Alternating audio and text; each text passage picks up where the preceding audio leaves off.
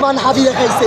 সে তার মধ্যে সেই স্পিড ছিল, কিন্তু জুলাইকে বিক্রি করে যারা ক্ষমতায় টিকে আছে, ক্ষমতা ছাড়ার পর এখন পর্যন্ত মসনাদের সরকারি বাসভবন ব্যবহার করে, ওরা প্রোটোকল নিয়ে রাস্তায় মানুষের কাছে ভোট চাইতে নামে, সাধারণ জনগণের কাছে যাইতে পারে না।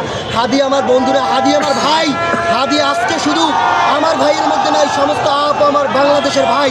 হাদির কথা বিসমিল্লাহ দিয়ে কথা শুরু করা, প্রত্যেকটা প্রোগ্রামের আগে বাতাসা মুড়ি দিয়ে শুরু করা, মিলাদ কিয়াম পড়া, মাথার মধ্যে টুপি পরা, পাঞ্জাবি দিয়ে নারায়ে তাকবীর স্লোগান দেওয়া, এগুলো বাংলাদেশের রাজনীতিতে সুন্নতে হাদি হিসেবে পরিণত হয়েছে।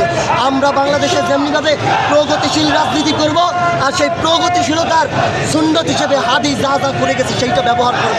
কোনো বাম পাড়ার, কোনো হিন্দুত্ববাদী পাড়ার সুরের বাচ্চারা যদি আমাদের দিকে তাকায়, নারায়ে তাকবীর স্লোগান দেওয়ার কারণে ওই চোখগুলো আমরা টুকরে ফেলবো, ওই চোখগুলো ছিঁড়ে ফেলবো। হাদি আমাদেরকে যে নতুন পথ দেখায় গেছে, সেই পথ ধরে আগামীর বাংলাদেশ বিনির্মাণ হবে। সেখানে যেই সুরের বাচ্চা বাঁধা হবে তাদেরকে উপড়ে ফেলানো হবে, গালাগালি ছাড়া কোনো কথা নাই। আজকে হাদি